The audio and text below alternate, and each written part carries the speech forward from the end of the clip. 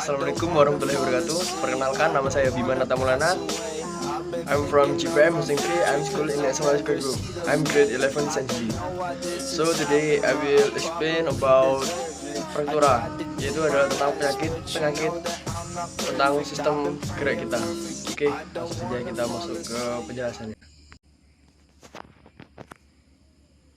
Oke, jadi pada kali ini saya akan menjelaskan tentang fraktura. Ya, langsung kita masuk ke penjelasannya. Nah, jadi di sini saya akan menjelaskan tentang pengertian, kemudian jenis-jenis gejala, penyebab, faktor-faktor, kemudian dan juga cara untuk menanganinya. Yang pertama, pengertian. Apa sih pengertian dari fraktura itu? Nah, jadi pengertian dari fraktura itu, atau biasa kita sebut dengan patah tulang, adalah kondisi ketika tulang menjadi patah, retak, atau pecah sehingga mengubah bentuk tulang. Kondisi ini bisa terjadi karena adanya tekanan kuat pada tulang atau karena kondisi tulang yang melemah seperti osteoporosis. Tulang yang retak atau patah dapat terjadi di area tubuh manapun. Dan tentunya untuk cara penyembuhan juga berbeda-beda tergantung dengan jenis-jenis retakannya atau patahnya. Kemudian di sini saya akan menjelaskan tentang jenis-jenisnya.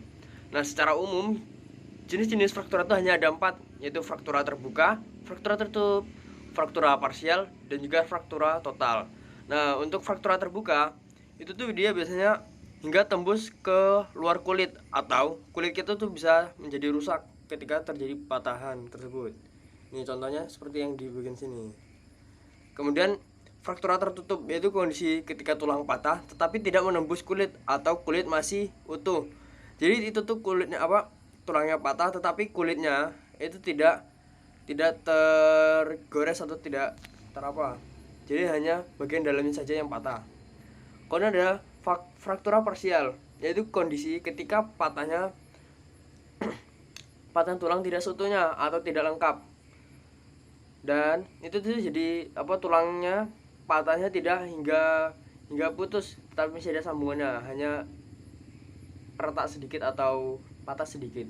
Nah, untuk yang fraktura total yaitu ketika patahnya tulang terjadi secara total atau lengkap sehingga tulang terbagi menjadi 2. Nah, seperti yang ini. Nih. Dia terbelah menjadi 2 frakturanya. Tulangnya patahannya. Nah, dari 4 tipe besar tersebut, fraktura terbagi lagi ke dalam beberapa jenis. Setiap jenis fraktura membutuhkan teknik dan prosedur yang berbeda-beda untuk memperbaikinya. Konsultan kepada dokter itu mengenai cara penanganan yang tepat dengan sesuai kondisi Anda. Nah, kemudian di sini ada jenis-jenis selain 4 itu tadi, yaitu ada fraktura kognitif, fraktura generistik, fraktura oblik, dan di sini ada bentuk gambar-gambar, dan masih banyak lagi ini jenis-jenisnya. Setelah kita membahas jenis-jenisnya, saya akan lanjut ke gejala.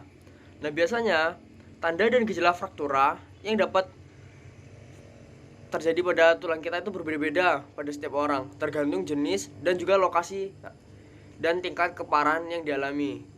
Ya, itu sesuai dengan jenis-jenisnya. Namun secara umum, gejala patah tulang atau fraktur ini yang sering dirasakan adalah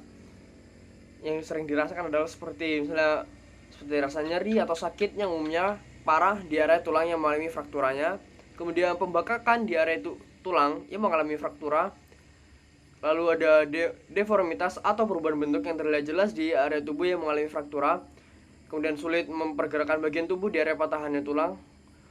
Kemudian muncul warna kemerahan, memar, dan terasa hangat di kulit sekitar area tubuh yang mengalami fraktura. Dan juga biasanya mati rasa dan kesemutan di area tubuh yang terkena. Nah, setelah itu penyebabnya. Apa sih penyebabnya? Nah, jadi tentunya fraktura ini terjadi karena adanya tekanan atau benturan yang kuat ke tulang yang melebihi kekuatan dari tulang itu sendiri. Hal ini umumnya disebabkan oleh cedera seperti jatuh, kecelakaan, atau benturan langsung yang kuat ke area tubuh, atau gerakan yang berulang hingga menyebabkan tulang retak. Jadi misalnya seperti kita jatuh, kemudian tangan kita terkena benturan, dan bisa juga tulang pada tangan kita itu bisa menjadi retak atau patah. Tidak hanya itu, penyebab fraktura ini juga bisa berupa kondisi tulang yang lemah. Umumnya ini disebabkan oleh penyakit atau kondisi tertentu yang melemahkan tulang, seperti osteoporosis atau kanker tulang. Nah, berikutnya ada faktor-faktor. Nah, jadi itu ada faktor-faktor yang menyebabkan untuk tulang kita tuh bisa mudah terkena penyakit fraktura atau patah ini. Itu biasanya berusia lanjut atau di atas usia 50 tahun, kemudian berjenis kelamin wanita, kebiasaan merokok, konsumsi alkohol, konsumsi obat kortikosteroid, kemudian kekurangan nutrisi, trauma kalsium dan vitamin D, kurang aktif bergerak dan berolahraga, terdapat riwayat penyakit rheumatoid arthritis atau rematik, kemudian kelainan kronis seperti penyakit celiak, penyakit Crohn atau colitis ulceratif radang usus, kemudian pernah mengalami fraktura sebelumnya, dan juga riwayat keluarga terutama untuk patah tulang yang terjadi di panggul. Nah, untuk jenis kelamin wanita ini karena otot pada wanita tuh lebih lemah dibandingkan dengan pria. Tetapi biasanya pria lebih sering mengalami fraktura karena yang pria itu lebih banyak gerak, sehingga banyak kasus yang mendorong untuk pria untuk terkena benturan atau hal semacamnya. Kemudian untuk cara menanganinya, yaitu biasanya dengan pemasangan gips dari plaster atau fiberglass untuk menjaga ujung tulang yang patah dan posisi yang tepat dan mengurangi pergerakan ketika tulang sedang dalam masa penyembuhan. Kemudian penggunaan traksi untuk menstabilkan kembali tulang serta meregangkan otot dan tendon di sekitar tulang yang mengalami fraktura.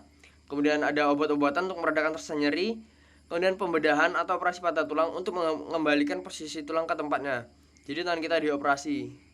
Kemudian fisioterapi untuk membantu memulihkan kekuatan otot serta fungsi gerak di tubuh yang terkena fraktura itu atau patah tulang tersebut. Oke, sekian penjelasan dari saya mengenai fraktura. Dan assalamualaikum warahmatullahi wabarakatuh. Thank you. I, ikan apa yang ada buntutnya? Ayo.